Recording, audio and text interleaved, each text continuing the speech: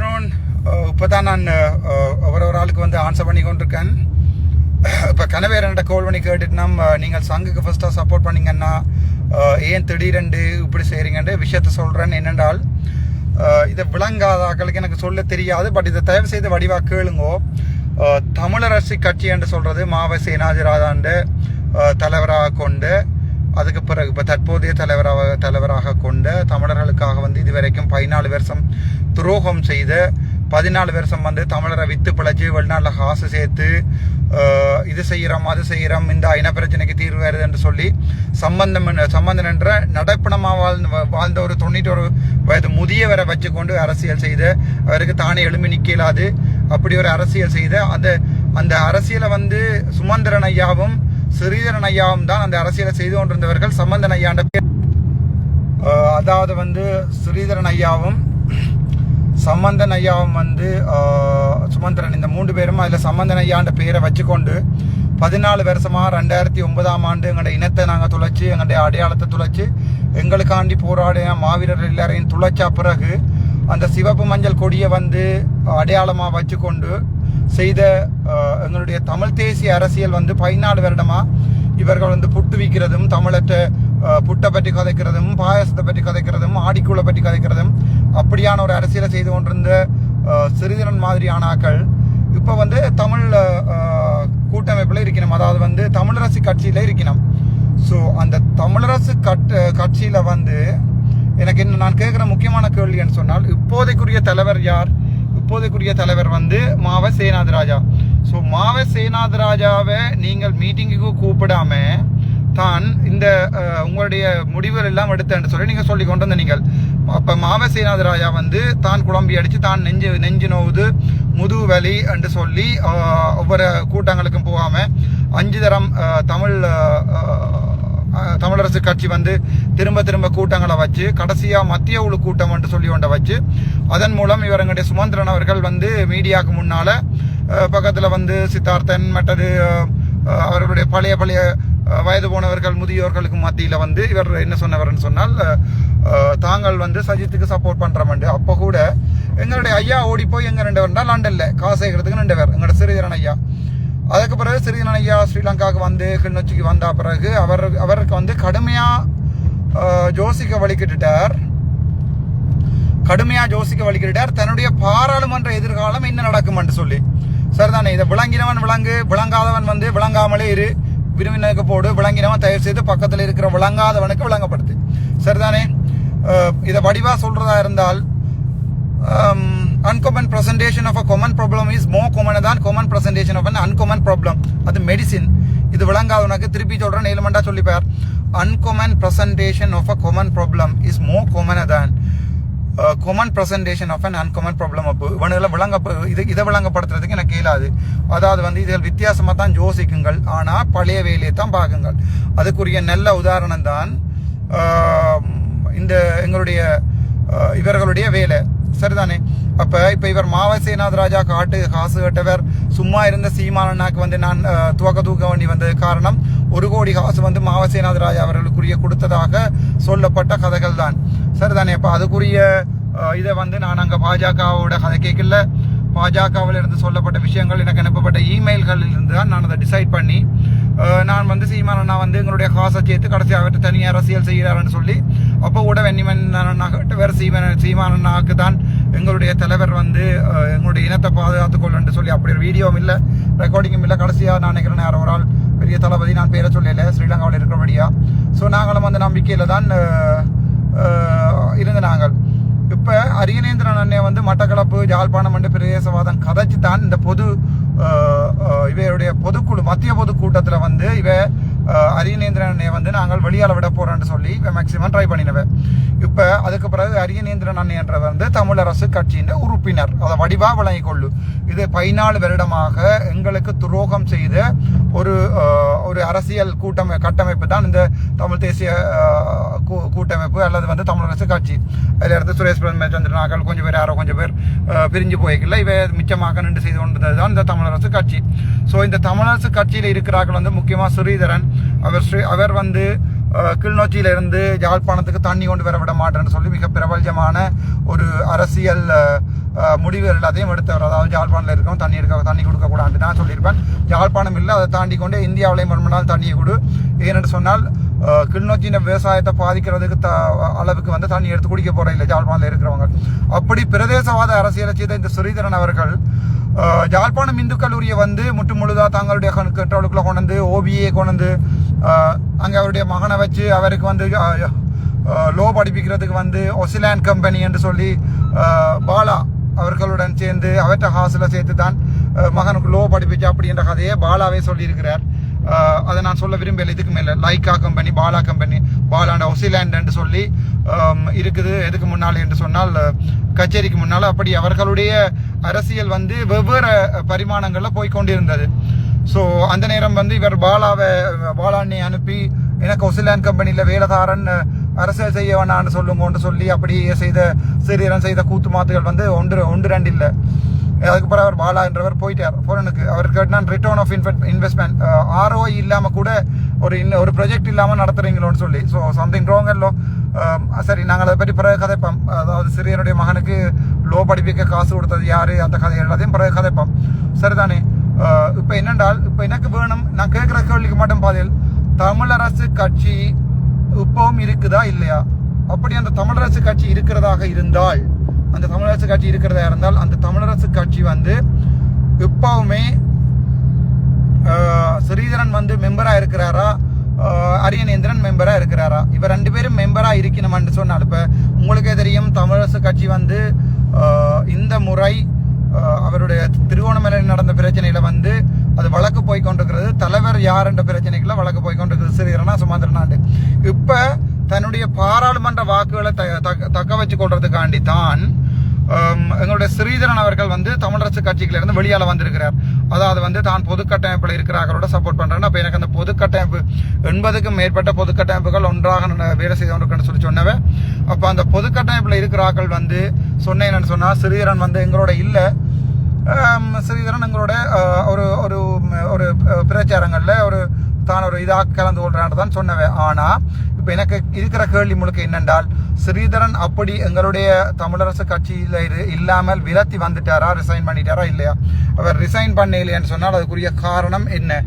அப்ப அவர்கள் வந்து எதிர்வரும் பாராளுமன்ற தேர்தலில் தங்களுடைய வாக்குகளை வைத்திருப்பதற்காகத்தான் தமிழ் தேசியம் என்ற ஒரு கதையை கதைச்சு கொண்டிருக்கிறார்கள். ஸோ காலங்காலமா தங்களுடைய பாராளுமன்ற சீட்களை பிடிக்கிறதுக்காண்டியும் பாராளுமன்றத்தில் தங்களுடைய இருப்புகளை நிலைநிறுத்திக் கொள்றதுக்காண்டி தான் ஒவ்வொருத்தரும் அரசியல் செய்கிறது. என்னை பொறுத்த வரைக்கும் அந்த அரசியல் செய்ய வேண்டிய தேவை எனக்கு இல்லை. நான் அரசியலுக்காக படைக்கப்பட்டவன் அல்ல. நான் ஒரு மக்கள்கிட்ட சேவை செய்யறதுக்காண்டி ஒரு வைத்தியனாகவே நான் என்னுடைய வாழ்க்கையை தொடங்கி 38 வருஷம் போய்கொண்டிருந்தேன். ஆனால் அரசியல் இவர்கள் ஒரு குப்பாடி அரசியலை தமிழனுக்காக செய்து கொண்டிருக்கிறார்கள் என்று பார்த்தபோது நான் நினைத்தேன், இல்லை, இவர்களுக்கு உண்மையான அரசியலை புகட்ட வேண்டும் என்று. இப்போது சொல்லுங்கள், தமிழரசு கட்சியில் ஸ்ரீதரன் இருக்கிறாரா இல்லையா? இரவு 8 மணிக்கு வந்து இன்றைக்கு வன்னி மைந்தனின் டிக்டாக் அவரை வேற சொல்லியிருக்கிறேன். அவருடைய கேட்க போற கேள்வி, இப்ப கூட வன்னி மைந்தன எனக்கு அடிச்சவர் தான் ஸ்ரீதரனுக்கு அடிச்சதாம், அடிச்சு சொன்னதாம். அப்ப அவர் சொன்னவராம் பொது கட்டாயம் பண்றது வேற, பாராளுமன்ற தேர்தல்ன்ற வேற, ஜனாதிபதி தேர்தல்ன்ற வேற. அப்ப இவர்கள் வந்து பொதுமக்களுக்கு வந்து ஒவ்வொரு முகங்களை காட்டி கொண்டிருக்கணும். இப்ப தாங்கள் தமிழ் தேசியம் கதைக்கணும், தமிழ் தேசியம் கதை காட்டி ஸ்ரீதரன் ஓட்டு இல்லாம போயிடும். நான் கூட இன்று வரைக்கும் சொல்லியிருக்கிறேன், நான் தமிழ் தேசியம் கதைச்சு மக்களுடைய வாக்குகளை வேண்ட மாட்டேன். என்னுடைய தமிழ் தேசியம் எனக்கு முக்கியம். ஆனால் அடிப்படையாக இருக்க வேண்டிய தேவையால் ஒருவருடைய உணவு, உறையுள், கிணற்றில் இருக்கிறதுக்கு இடம் இல்லை, வீடு இல்லை, அவங்களுக்கு சாப்பாடு இல்லை, வேலை இல்லை. எங்கண்ட பொம்பளையில் எல்லாம் சவுதிக்கும் அங்கேயும் இங்கேயும் போய் 80,000 ரூபாய் சம்பளத்துக்கு வந்து எவ்வளவு கொடுமைகளை அனுபவிச்சு கொண்டிருக்கின்ற உங்களுக்கு நல்லாவே தெரியும். ஸோ அப்படியான நிலைமையில நாங்கள் தமிழ் தேசியத்தை இவ்வளவு காலம் தான் கதைச்சு கொண்டிருக்கிறது. தமிழ் தேசியத்தை கதைக்க வேண்டிய தேவை எப்ப என்று சொன்னா எங்களுடைய இருப்பை நிர்ணயிச்சா பிறகு நாங்கள் சாப்பிட்றோம், எங்களுடைய கட்டமைப்புகள் ஒழுங்காக திருப்பவும் மீள்கட்டமைப்பட்டிருக்கு, அதுக்கு பிறகுதான் தமிழ் தேசியம் கதைக்கலாம். இப்ப நான் கேட்கறதுக்குரிய பயில மட்டும் சொல்லுங்க. எனக்கு ஸ்ரீதரன் அதுக்குள்ள நின்று, அதாவது நான் வந்து பாரை பற்றி கதைச்சிட்டேன், ஸ்ரீதரன் பார். அப்ப நீங்கள் சங்குக்கு இப்ப வாக்கு போடுறான்னு சொன்னா மறுபடியும் இதே பார் வச்சிருக்கிறவங்களுக்கு தான் வாக்கு போடுறீங்க.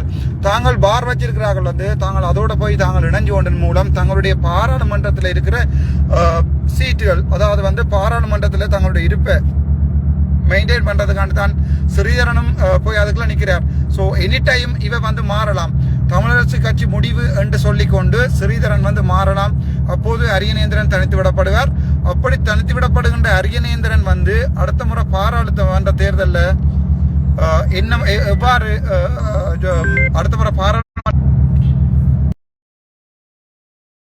அரியநேந்திரன் அவர்கள் பாராளுமன்ற தேர்தலில் யாருடைய சார்பில் வந்து போட்டியிடுவார். ஸோ இவர்கள் வந்து இப்போது தங்களுடைய பாராளுமன்ற தேர்தலுடைய இருப்பை நிலைநிறுத்துவதற்காகத்தான் தமிழ் தேசியம் கதைக்கிறார்கள். ஒருபோதுமே நாட்டில் என்ன நடக்க வேணும், 225 அரசியல்வாதிகளும் போக வேணும் என்ற இருப்பு இவர்களுக்கு இல்லை. அடுத்த முறை எப்படியாவது பாராளுமன்ற தேர்தலில் ஒரு சீட்டை பிடிக்கணும் என்றதுக்காண்டு தான் ஸ்ரீதரனா இருக்கட்டும், அரியநேந்திரனாக இருக்கட்டும், இப்போது கூட தமிழ் தேசியத்தோட தொக்கி நிற்கிறார்கள். ஸோ அடுத்த முறை இவர்கள் புதுக்கட்சியை ஆரம்பித்து புதுக்கட்சியிலிருந்து பாராளுமன்ற தேர்தலுக்கு போவதில்லை. எப்படியாவது தமிழ் தேசிய கதைகளை கதைச்சு திருப்பவும் தமிழரசு கட்சி என்ற அடிப்படையில் தான் இவர்கள் மறுபடியும் தேர்தலுக்கு போய் நிற்க பார்க்கிறார்கள். அப்போது மறுபடியும் நாங்கள் என்ன செய்வோம்னு சொன்னால், எதிர்கட்சியில் அமைஞ்சு காலமா இதுவரைக்கும் முடிக்கப்படாத தமிழற்ற வரலாறுகள், இதுவரைக்கும் எங்களுக்கு ஆற்றப்படாத எங்களுடைய காயங்கள் எல்லாமே அது போலவே ஆற்றப்படாமல் போகும்.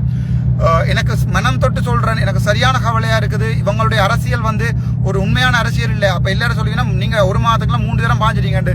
இல்ல ஏகேடியோடையும் கதைச்சு பார்த்து நான், சஜித்தோடையும் கதைச்சு பார்த்து நான், அன்ரோடையும் கதைச்சு பார்த்து நான், எல்லாரும் சொல்லிக்கலையும் நான் என்னுடைய சங்குக்கு போய் சப்போர்ட் பண்ணினான். அப்படி இருக்கத்தக்கனையா இப்போது சங்கு என்ன செய்திருக்கிறார் என்றால், தன்னுடைய இருப்பை பாதுகாத்துக் கொள்வதற்காக சங்கு தமிழரின் அடையாளம் என்று சொன்ன போது தாங்கள் சங்கிற்குள் பூந்திருக்கிறார்கள். இந்த நத்தைகள் சங்கிற்குள் பூந்து சங்கினுடைய ஒலிகளை வெளியில் வரவிடாமல் பண்ணுகிறார்கள்.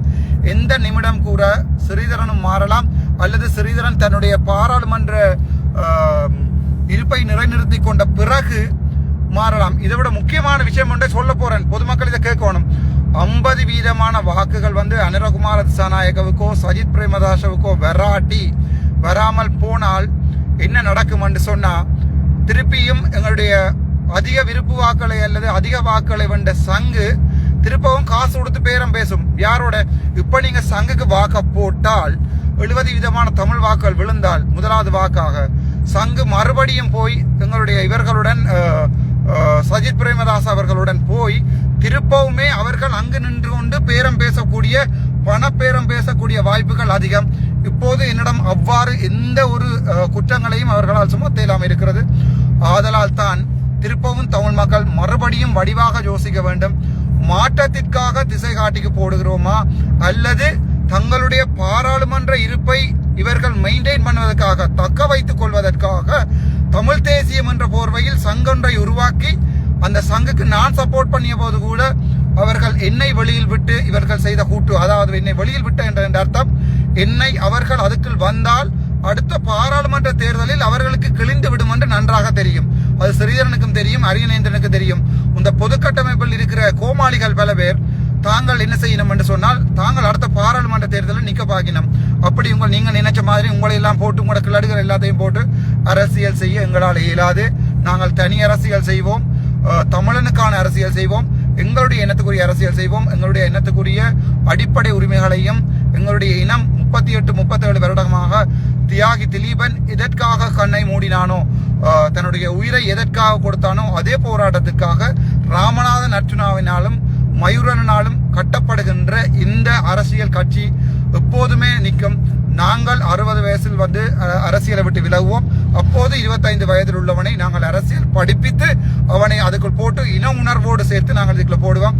இப்ப நீங்க தமிழ் மக்கள் சிந்திக்கணும். என்ன 5 நாள் ஓட்டிங் இருக்கு, நாளைக்கு நாளன்னைக்கு வந்து இப்ப சொல்லினா அப்ப நாளைக்கு நாளைக்கு மாறுவீங்க தான் இல்ல. பன்னிமஞ்சனாக்கு நான் இப்ப சொன்னேன், நான் இப்போது டிசைட் பண்ணி விட்டேன் என்னுடைய வாக்கு திசகாட்டிக்கு. ஏனென்றால் நாங்கள் இந்த முறை சரியான பாதை, திசகாட்டி இல்லாம போற எந்த ஒரு நாடும் வாழ்க்கையில உருப்படாது. ஸோ எங்களுடைய வாக்கு திசைகாட்டிக்கு போகணும்.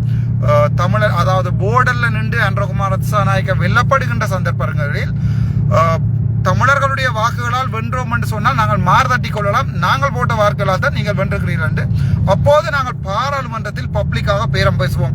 எங்களுடைய இன பிரச்சனையை தீர்த்து வைக்கிறதுக்கு அனுரகுமார திசாநாயக்கவிடம் கேட்போம். என்ன ஒரு விஷயத்தை வடிவாக விளங்கிக் கொள்ளுங்க. அனுரகுமார திசாநாயக்க 22ஆம் தேதி ஜனாதிபதி தேர்தலில் வென்றால் அதற்கு பிறகு அவருக்கு இருக்கக்கூடிய மிகப்பெரிய சவால் என்ன தெரியுமோ, அவர் வந்து பாராளுமன்றம் திருப்பி கூட்டப்படுகின்ற போது பாராளுமன்றத்தில் பெரும்பான்மை வாக்குகளால் வந்து ஒரு என்ன சொல்றது நம்பிக்கையில்லா பிரேரணையை கொண்டு வந்து அன்ரகுமார திசாநாயக்க வீட்டிற்கு போக வேண்டிய நேரம் ஏற்படுகின்ற போது அந்த சந்தர்ப்பத்தில் அன்ரகுமார திசாநாயக்க அவர்கள் தன்னுடைய வாக்குகளை, அதாவது தன்னுடைய இருப்பை நிலைநிறுத்துவதற்காக நிறைவேற்று அதிகாரமுள்ள ஜனாதிபதியின் பவரை பாவிச்சு அவர் பார்லிமெண்ட்டை வந்து ரிசால்வ் பண்ணுவார். அந்த நேரத்தில் பார்லிமெண்ட்டுக்கு புதுசாக 225 எம்பிக்கள் வேறு யாராவது புதுசாக தான் போயிடும். அப்போ எங்கட சுமந்திரனும் போற இல்லை, அப்போ எங்கட ஸ்ரீதரனும் போவதில்லை. அப்போது அவர்கள் சொல்லுவார்கள், தமிழ் மக்கள் சங்குக்கு வாக்களித்தது போன்று, சங்குக்கு பெரும்பான்மையை காட்டியது போன்று ஸ்ரீதரனுக்கு போடுங்கள், சுமந்திரனுக்கு போடுங்கள். அப்போது தமிழ் மக்கள் இப்போது டிசைட் பண்ணணும், இனிவார பாராளுமன்ற தேர்தலில் நாங்கள் இப்போது சங்குக்கு வந்து சப்போர்ட் பண்ணினா மறுபடியும் என்ன நடக்கும்னு சொன்னா, சங்கு திருப்பியும் இந்த 14 வருட கால அரசியலை தமிழ் மக்களுக்கு திருப்பியும் கொண்டு விடும். உங்களுக்கு புண்ணியம் கிடைக்கும், டியூட்டி படிக்கிறவன் வடிவா அடிச்சு விடு. இப்போதைக்கு எங்களுடைய இந்த அரசியல் நிலைமையில வந்து இன்றைக்கு 16ஆம் தேதி செப்டம்பர் மாதம் நாங்கள் கடைசியாக நான் முடிவெடுத்திருக்கிறேன். எனது தமிழினம், என்னை விரும்புகின்ற ஒவ்வொரு தமிழனும் நான் உண்மையானவன் என்று நினைத்தால், நான் தமிழனுக்காக என்னுடைய தொழில், என்னுடைய உயிர், என்னுடைய எல்லாத்தையுமே கொடுத்திருக்கிறேன் என்று நினைத்தால் உங்களுடைய வாக்கை திசை காட்டிக்கு போட்டு போர்டர்ல, அதாவது 48-47% வரும்போது எங்களுடைய வாக்குகளால் தான்